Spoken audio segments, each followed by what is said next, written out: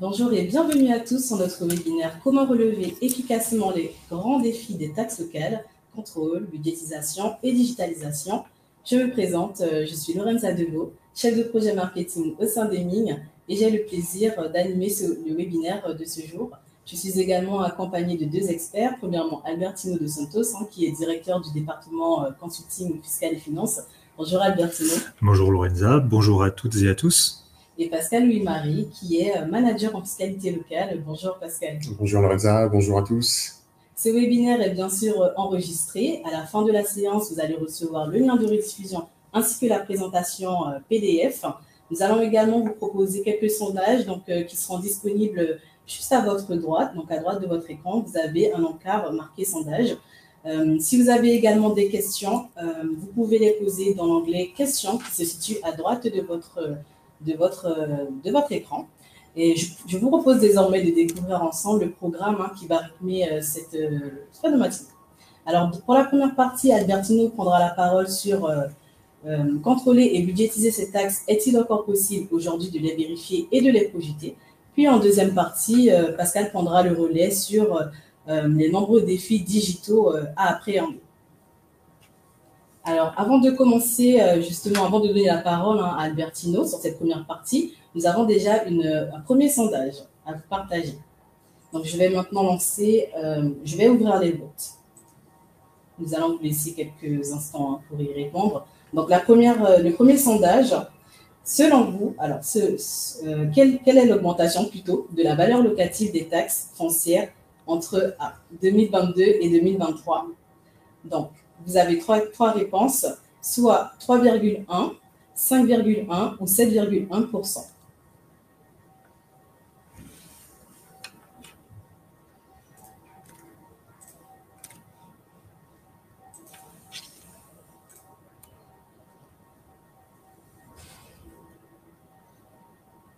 Alors, on a une tendance qui se dessine. Donc, la première réponse est 7,1%. Ensuite, on a une deuxième réponse, 3,1%. Je vais maintenant laisser la parole à Albertino sur cette partie-là. Très bien, merci beaucoup Lorenza. Alors effectivement, la bonne réponse est de 7,1%.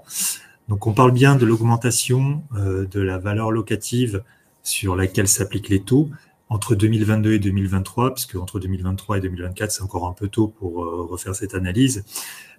Néanmoins, c'est une source qui provient du 17e et de la 17e édition de l'Observatoire de l'UNPI, donc c'est l'Union nationale des propriétaires immobiliers, qui rappelle que les valeurs locatives ont connu donc cette majoration de 7,1% entre 2022 et 2023.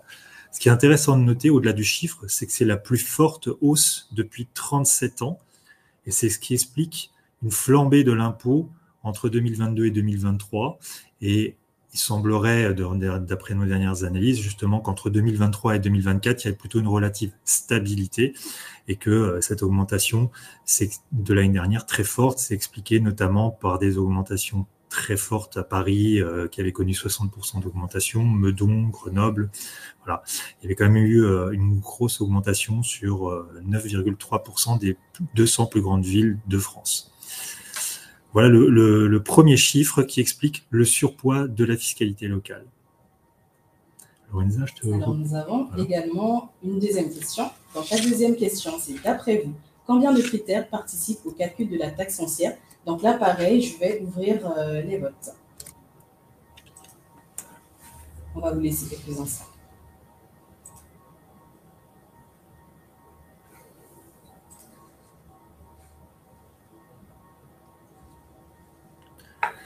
Les résultats, c'est plus de 5, plus de 7 ou plus de 9. Vous avez le choix entre 3 réponses.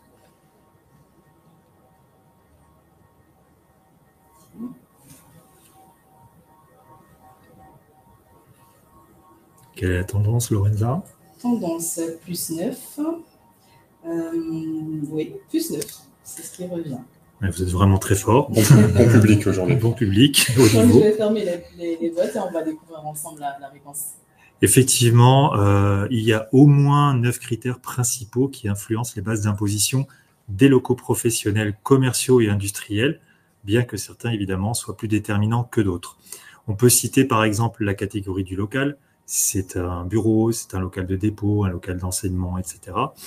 Les secteurs d'évaluation où se situe ce local, qui évidemment aura un impact sur le calcul de la valeur locative, la surface pondérée du local, le tarif au mètre carré correspondant à la catégorie et au secteur, le coefficient de localisation qui peut majorer ou minorer la valeur.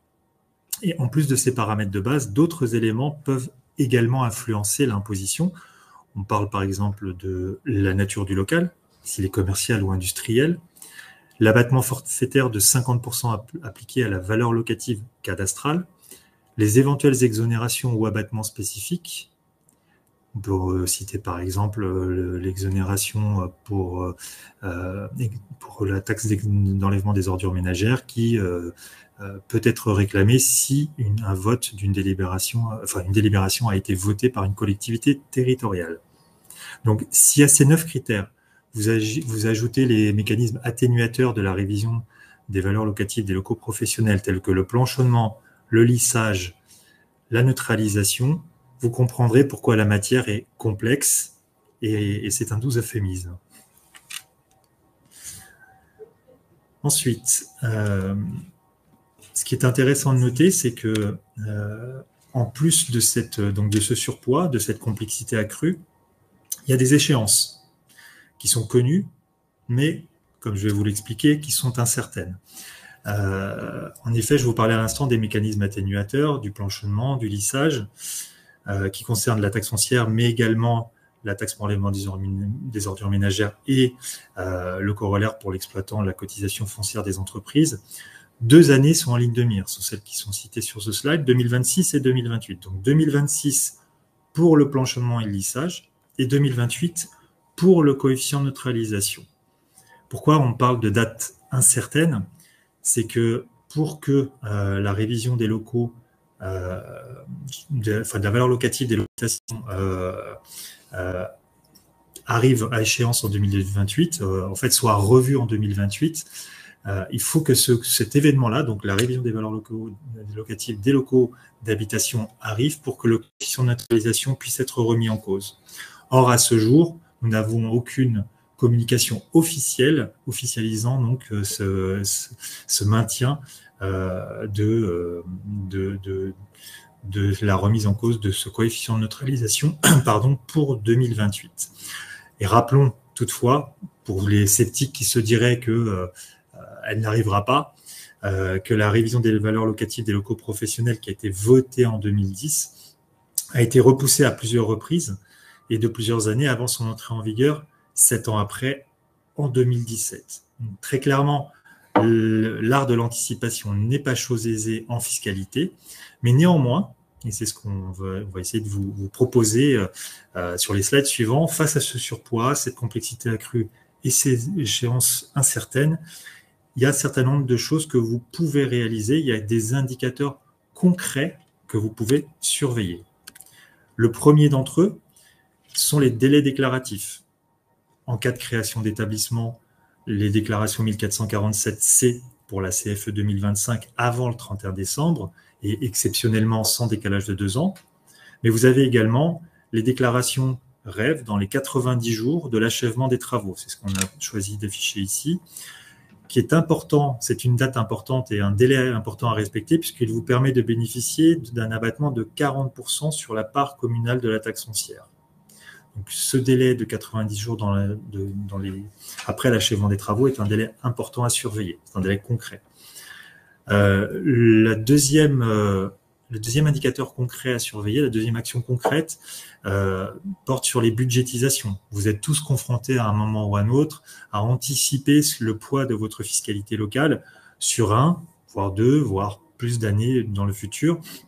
Alors, on l'a vu, ce n'est pas chose aisée aujourd'hui. Un des paramètres qui peut être apprécié justement pour intégrer dans cette budgétisation, c'est si vous avez vérifié la situation au 1er janvier lors d'une construction ou de travaux de votre bâtiment, qui, selon l'étendue de ces travaux, si c'est une destruction, une démolition totale ou partielle, si c'est une rénovation ou une démolition, une destruction, n'emporte évidemment pas les mêmes conséquences. Donc, suivant cette situation au 1er janvier, Cela vous permettra d'anticiper d'éventuels impacts sur les impositions futures.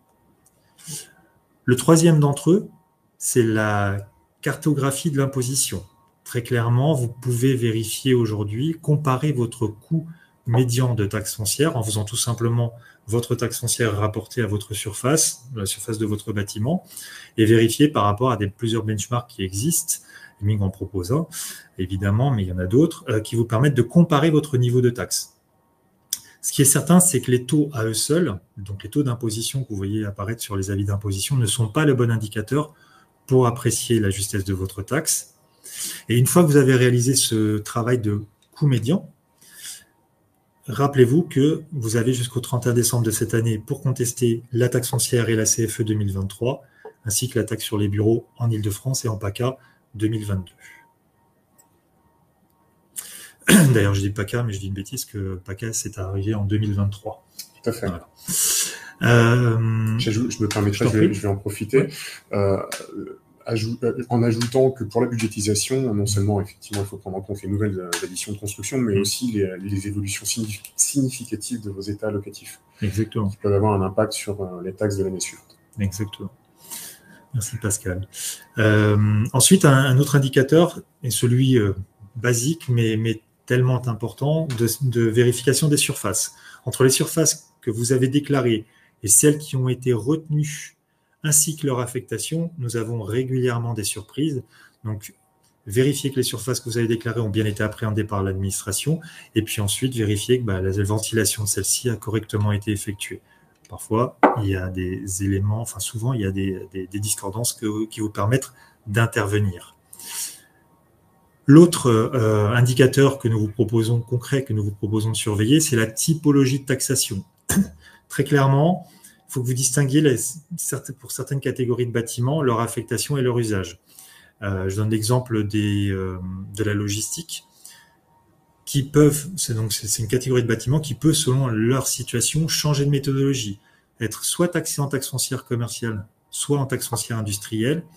Et pour cela, vous avez un seuil de 500 000 € d'investissement qui vous permet d'apprécier si vous basculez en taxe foncière industrielle ou pas. Ce n'est pas automatique, ce seuil de 500 000 €, mais c'est un premier indicateur. Ensuite, le dernier indicateur que nous vous proposons de surveiller, c'est celui dont je vous parlais déjà dans le slide précédent, d'exonération et d'abattement. Vous pouvez anticiper, là il faut vraiment avoir une démarche proactive, les évolutions réglementaires ou les délibérations qui sont votées par les collectivités territoriales et qui vous donnent droit à des exonérations ou d'abattements. Je vous ai cité celui sur la taxe pour l'enlèvement des ordures ménagères, mais il y en a d'autres. Si nous prenons maintenant un petit peu plus de hauteur par rapport à ces indicateurs concrets, au-delà de ces mesures concrètes, il y a des mesures globales que je vous propose de retenir. Et il y en a 6. Le premier d'entre eux, la première mesure, c'est de suivre l'évolution de la réforme. Très clairement, on a parlé de 2026-2028, ça peut avoir des impacts forts sur les taxes. Nous, on a modélisé pour certains de nos clients, ça peut faire du x2, x4, suivant la typologie de bâtiment, suivant la situation du contribuable. Donc vraiment, il faut anticiper cela, suivre l'évolution de la réforme. Donc pour cela, rester informé des développements législatifs et des consultations en cours avec les représentants des entreprises et des collectivités. Le deuxième critère, la deuxième mesure que je vous propose de suivre, c'est d'anticiper financièrement. Ça veut dire quoi anticiper financièrement dans cet écosystème complexe? Ça veut dire d'envisager de provisionner des sommes plus importantes que celles que vous auriez provisionnées classiquement avec une augmentation de 3 à 5% sans savoir vraiment dans quel sens cela peut aller pour faire face à une éventuelle hausse des taxes. On l'a vu avec le slide initial, entre 2022 et 2023, rien que sur les valeurs locatives, 7,1% d'augmentation, c'est massif. Donc, n'hésitez pas à avoir un peu la main lourde dans tes budgets. Il vaut mieux peut-être avoir une bonne surprise et faire une reprise de provision que d'avoir une désagréable surprise. La troisième mesure, c'est d'évaluer l'impact spécifique de la taxation par rapport à votre bâtiment. Voilà. Pour cela, il faut apprécier la situation particulière de votre bien ou de votre entreprise en fonction de sa localisation et de ses caractéristiques. Je vous citais tout à l'heure l'exemple des entrepôts, mais je peux également vous citer l'exemple des data centers qui posent de nombreuses interrogations, tant du point de vue de l'appréciation, de la méthodologie de la taxe foncière, mais aussi de qui est redevable de la cotisation foncière des entreprises. La quatrième mesure que je peux vous proposer, c'est évidemment de faire appel à des experts. Quand vous faites appel à des professionnels de la fiscalité locale, vous obtenez des conseils personnalisés sur mesure qui vont vraiment répondre à des interrogations très spécifiques.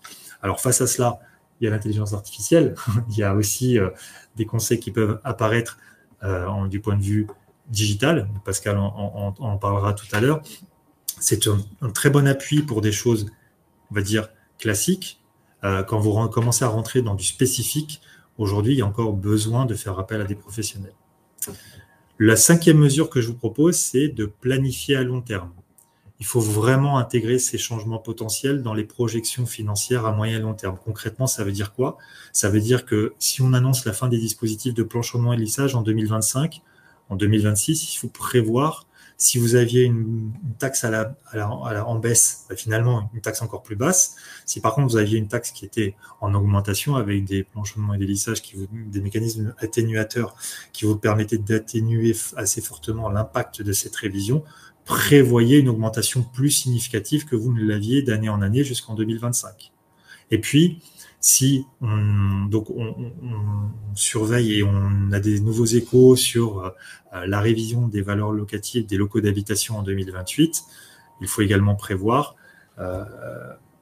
d'anticiper cette révision et l'impact que cela peut avoir sur les coefficients de neutralisation avec, là encore, en 2028, une augmentation potentiellement significative de la taxe et des taxes locales, pas juste de la taxe foncière.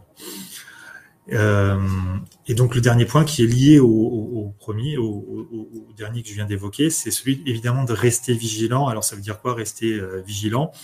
Attendez-vous à de possibles ajustements de la réforme, car la DGFiP n'exclut pas d'adapter les mécanismes de neutralisation. Pour vous donner quelques exemples concrets, certains contribuables pourraient voir leur imposition diminuer selon le coefficient de neutralisation qui était appliqué dans leur commune.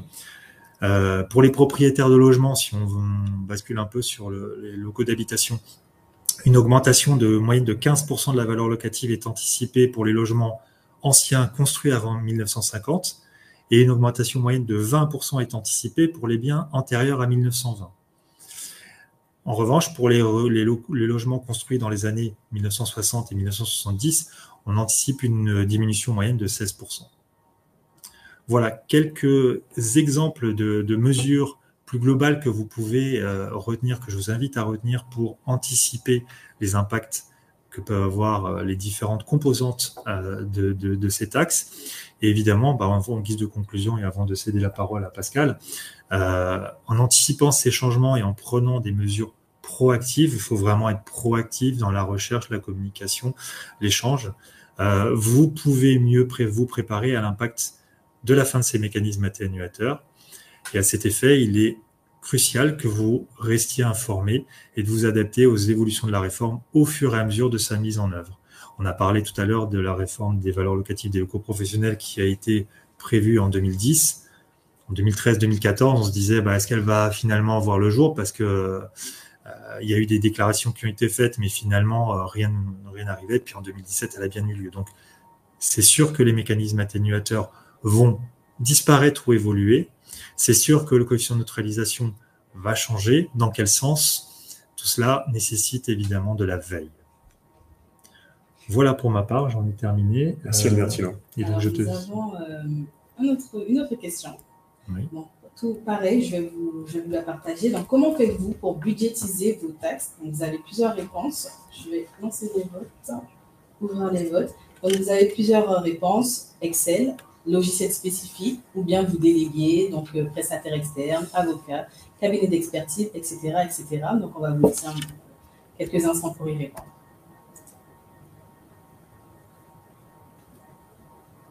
Nous avons déjà des premières réponses, donc Excel. Excel.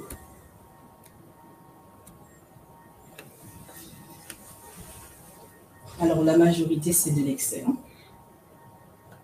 Et une minorité déléguée. Un indicateur intéressant. Très intéressant. Je vais maintenant former les votes. Merci. La parole est à toi, Pascal. Ah, il y a une deuxième question, effectivement. Donc, est-ce que cette projection vous paraît-elle fiable?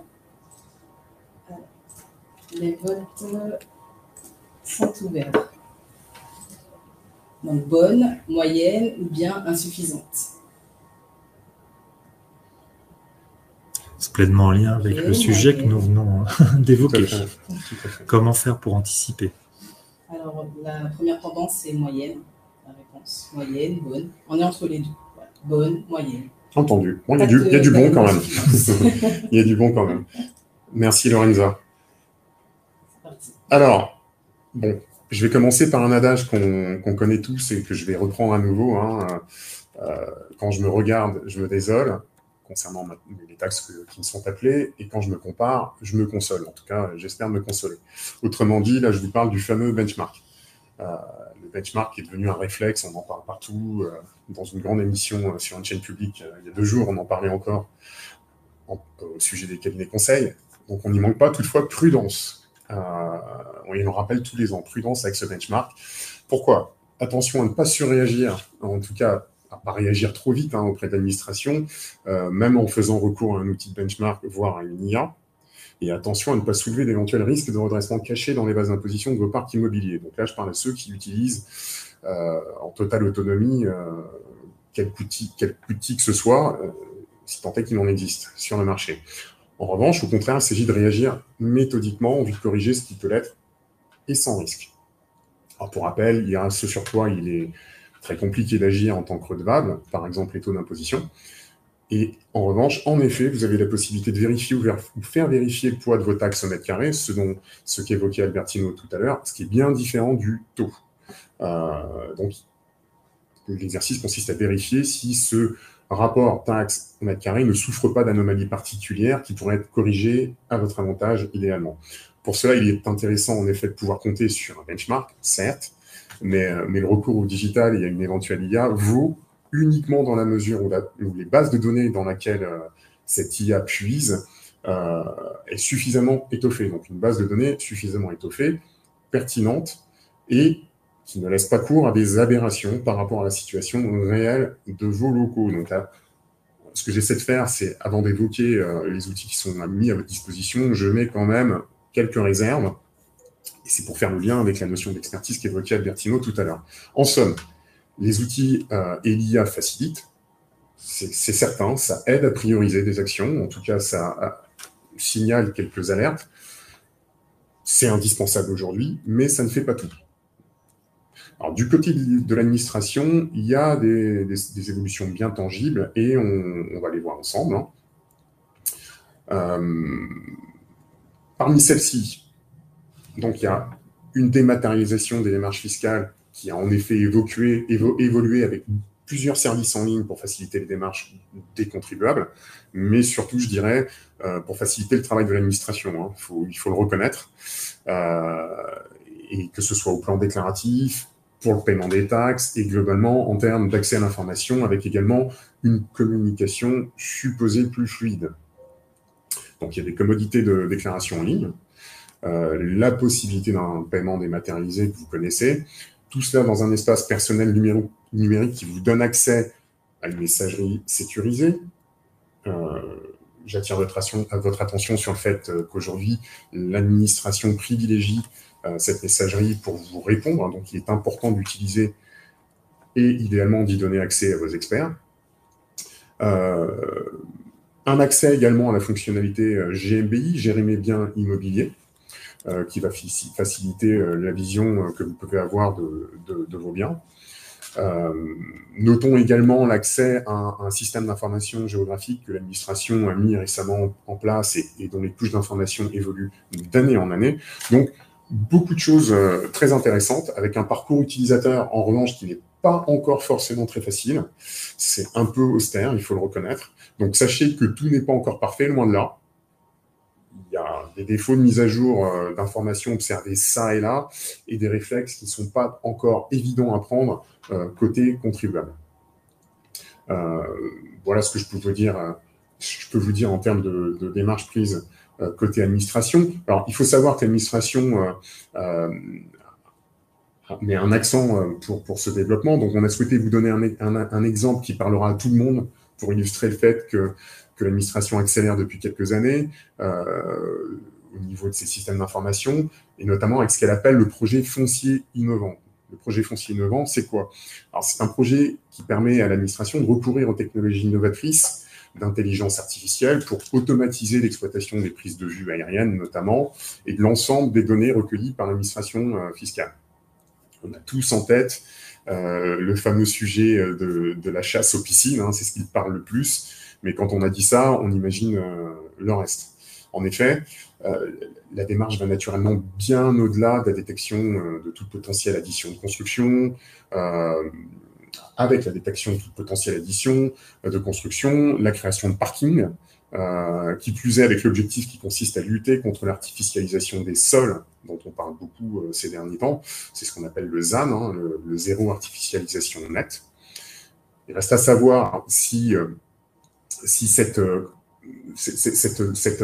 dématérialisation et cette chasse aux démolitions de construction, quand je parle de dématérialisation, l'utilisation de la dématérialisation et des données captées par l'administration, est-ce que ça veille aussi à chasser les démolitions, les erreurs liées à des démolitions de construction, de même que chasser les additions de construction? Ça reste une question. Voilà. En tout cas, ayons à l'esprit les risques que l'on court, considérant que l'administration, elle, veille au grain. En somme, il y a un réel travail en cours pour ce qu'on appelle le data mining fiscal, qui consiste à croiser tout ce qui peut l'être en termes de données pour mettre en évidence les anomalies et déclencher des contrôles fiscaux, et pour identifier les cas de fraude potentielle. Alors, pour précision, quelques chiffres. En 2021, 44%, un peu plus de 44% des contrôles fiscaux ont été programmés grâce au data mining, avec une augmentation d'environ 10 points de pourcentage par an depuis son introduction. Donc, vraiment une accélération très, très forte de l'utilisation de ces data. Alors là, il s'agissait d'attirer votre attention sur ce que l'administration fiscale met en place. À présent, je vais revenir à ce que vous, propriétaires et exploitants de locaux, êtes en mesure de faire de votre côté par rapport à la data. Alors, quel est le rôle de la data dans cette filière immobilière côté redevable? Alors, comme dans toute activité, il y a naturellement un besoin d'amélioration des performances. La performance est un terme clé, on le sait, et un besoin de maîtrise des charges. Et cette maîtrise des charges nécessite pour tous les acteurs de l'immobilier, premièrement, de pouvoir animer rapidement un volume important d'informations de plus en plus géolocalisées. Donc, on évoquait les systèmes d'information géographique et les interfaces de programmation d'applications, ce qu'on appelle les API dans le jargon techno. Donc, ce que l'administration met à disposition, il faut pouvoir l'animer. Ce que les professionnels de l'immobilier comme vous doivent pouvoir, ce dont vous disposez, donc il faut pouvoir le matcher avec ces informations. En somme, il vous faut pouvoir vous saisir de toutes ces datas pour les intégrer et les exploiter. Donc, on peut considérer qu'il s'agit d'un levier de performance important. Mais ces datas sont de nature de sources multiples. Et donc, je vous le rappelle, il y a ce que l'administration met en place, il y a ce que les collectivités proposent, il y a les données que vous obtenez de la part des géomètres experts que vous sollicitez, il y a ce qui est contenu dans vos logiciels de gestion. Et ces datas sont de qualité variable et il faut savoir les retraiter. Alors, l'interaction et surtout le rapprochement de ces différentes données stratégiques, autrement dit la capacité à les faire se parler, permet de répondre à des besoins et aux appels d'une filière immobilière sensible et exigeante, vous ne direz pas le contraire. Il s'agit notamment de l'interopérabilité entre les outils de l'administration et les vôtres, j'en parlais.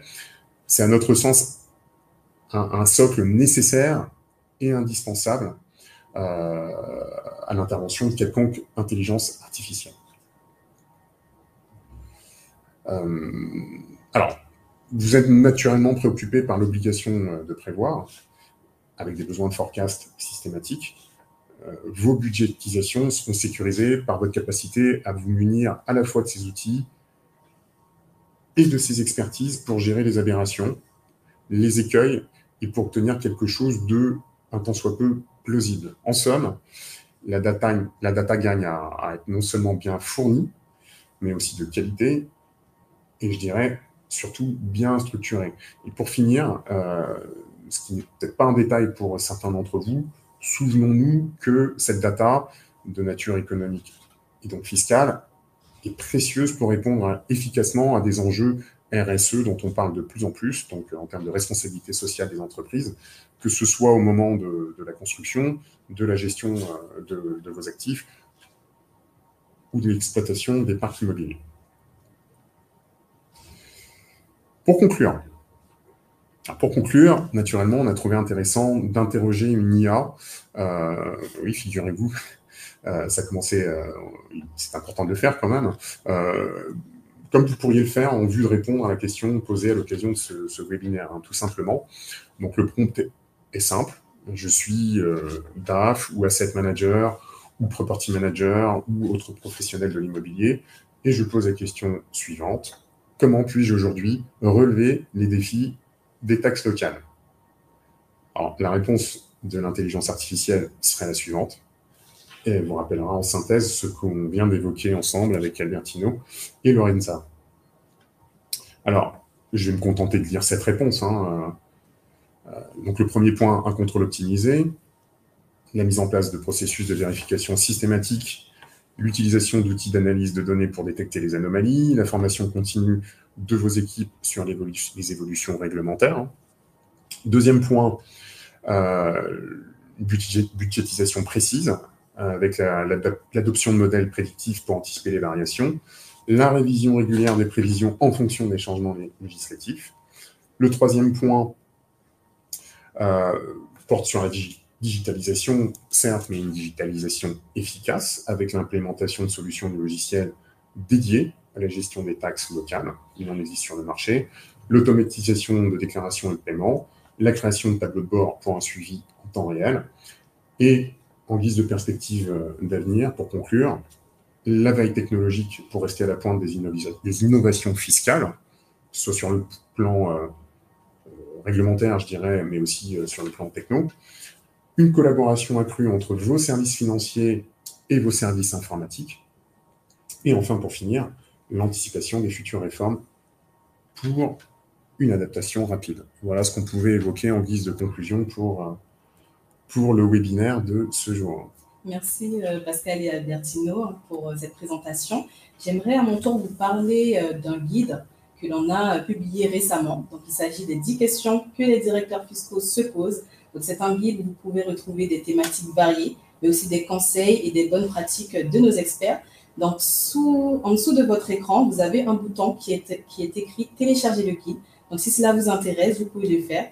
Mais vous allez également recevoir la présentation dans laquelle il y aura également le lien pour le téléchargement. Je vous propose désormais qu'on puisse passer à la partie questions, tout en vous remerciant pour votre attention. Alors, nous avons une première question. Donc, la première question, vous avez évoqué la réforme des valeurs locatives des locaux d'habitation en 2028. Croyez-vous cela possible? Albertino, Pascal, lequel d'entre vous souhaite y répondre? Je vais bien répondre. Alors, est-ce que c'est possible? Oui, c'est possible. En revanche, il est probable que ce soit encore reporté, mais il est probable aussi que l'administration tienne son calendrier. Souvenez-vous que la révision qui était initialement prévue pour être appliquée en 2014 concernant les locaux professionnels, donc c'était prévu pour 2014, ça a été reporté en 2017. À la veille de la sortie des avis de taxes foncières, y compris à l'administration fiscale, on pouvait trouver des personnes qui doutaient de la mise en œuvre effective de la révision. Et l'administration a fini par le faire. Donc là, on parle d'une mise en application de la révision des locaux résidentiels pour 2028. Ça devra passer par une campagne déclarative en 2025. On ne saurait tarder à avoir des informations dans le cadre des prochaines lois de finances.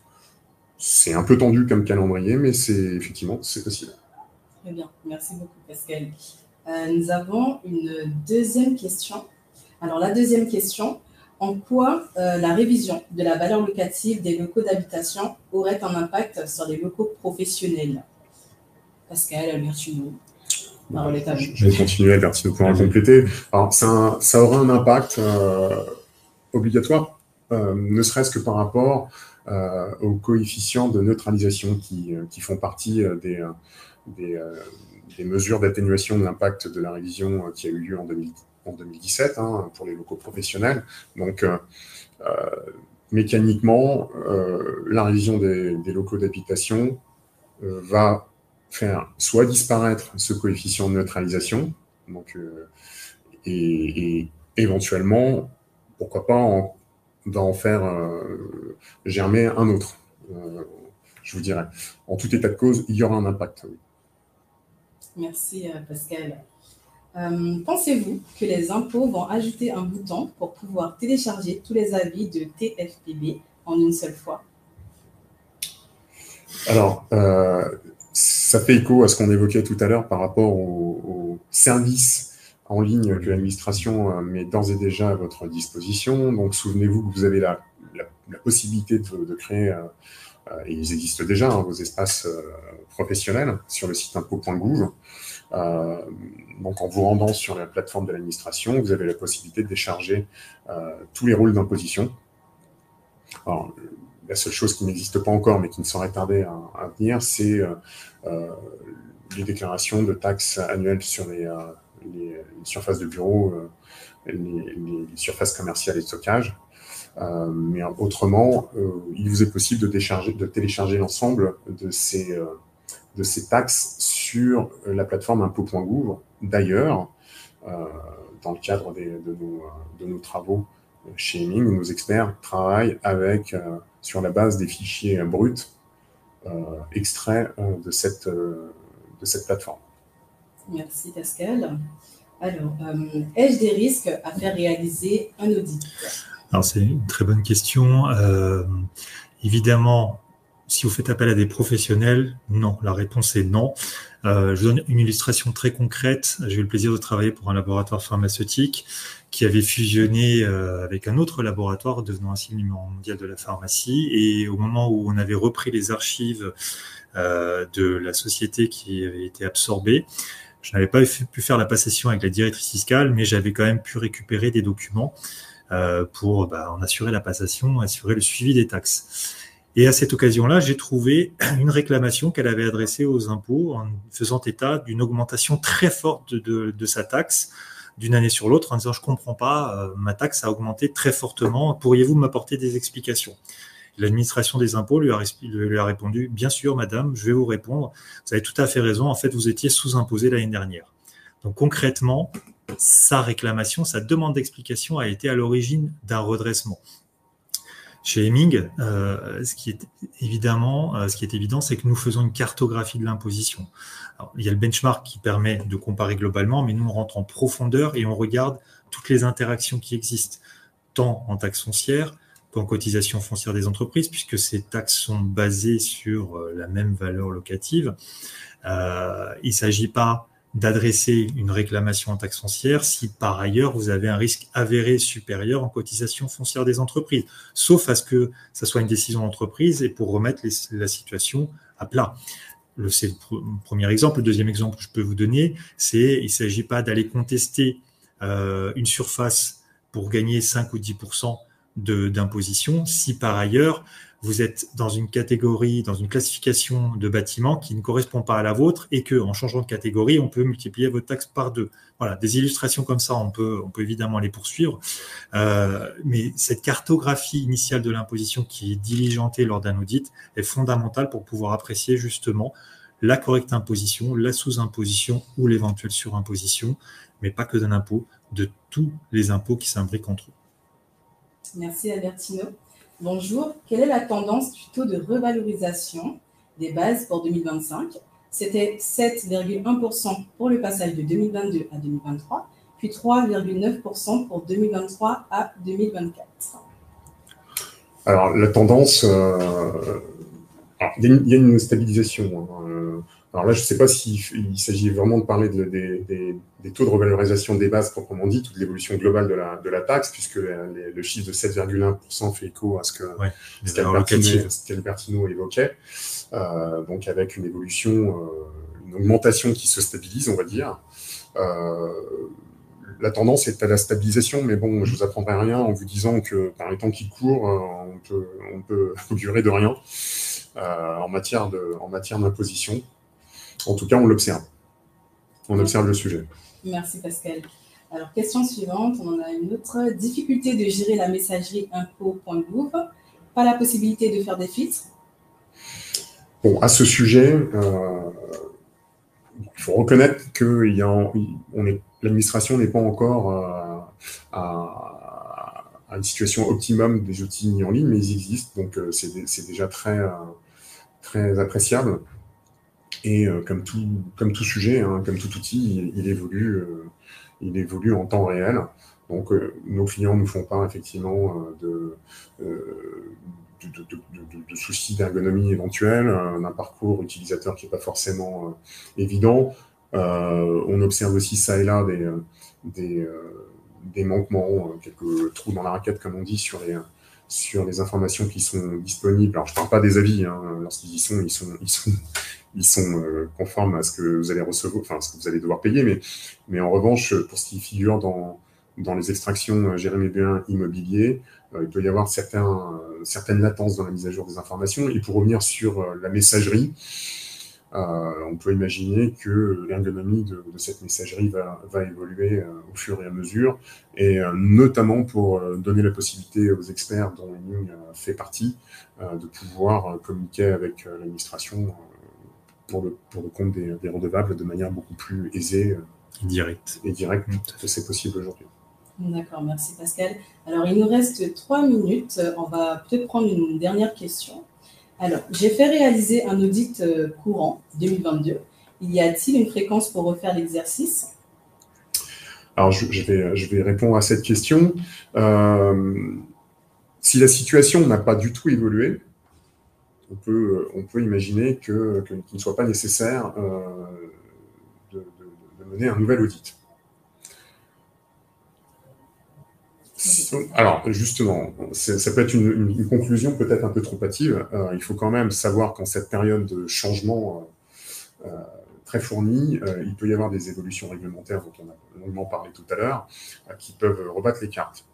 Il y a des jurisprudences qui sont portées à notre connaissance et pour lesquelles nos partenaires avocats nous accompagnent.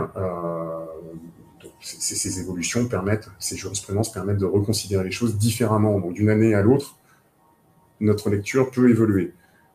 Si la situation n'a pas changé, ça peut évoluer quand même. Alors, si la situation a changé avec une addition de construction entre-temps, bon, ça, je pense que c'est visible de la part c'est su de la part de tout contribuable. Mais si votre état locatif a évolué avec des changements d'utilisation significatif, il est quand même prudent de regarder si la situation n'a pas évolué en votre défaveur ou en votre faveur. Donc, en termes d'opportunité d'optimisation de la taxe ou en termes de budgétisation d'un éventuel risque. Et là, on reboucle avec le point que je soulignais tout à l'heure, c'est-à-dire d'être en veille constante, d'être en veille déjà sur son propre patrimoine, les états locatifs, les additions de construction, les modifications que vos bâtiments subissent, mais aussi en veille réglementaire, législative et jurisprudentielle. Les jurisprudences d'il y a 3 ou 4 années, GKN Driveline, en foncier industriel, Société de transport du Val d'Oise pour la taxe sur les bureaux en Ile-de-France, ça, ce sont autant de jurisprudences du Conseil d'État qui ont eu des impacts forts. Et typiquement, si on avait fait un audit l'année d'avant, du fait de ces jurisprudences, il était tout à fait légitime et intéressant de réauditer l'année suivante. S'il n'y a pas de fait nouveau, s'il n'y a pas eu de modification ni dans l'ensemble des paramètres que je viens de citer, à ce moment-là, non, évidemment, il n'y a pas d'intérêt particulier à refaire un exercice. Merci Albertino. Alors, ce webinaire est maintenant terminé. Nous vous remercions d'avoir participé, mais on vous propose aussi que l'on reste en contact. Donc, à l'écran s'affiche, alors vous avez 2 informations. Donc, premièrement, on vous propose aussi de découvrir notre expertise directement sur notre site www.aiming.com, mais aussi de rester en contact. Donc, juste en dessous de votre écran, vous avez également un bouton contacter. Si vous avez d'autres questions, n'hésitez pas, nous sommes là pour y répondre.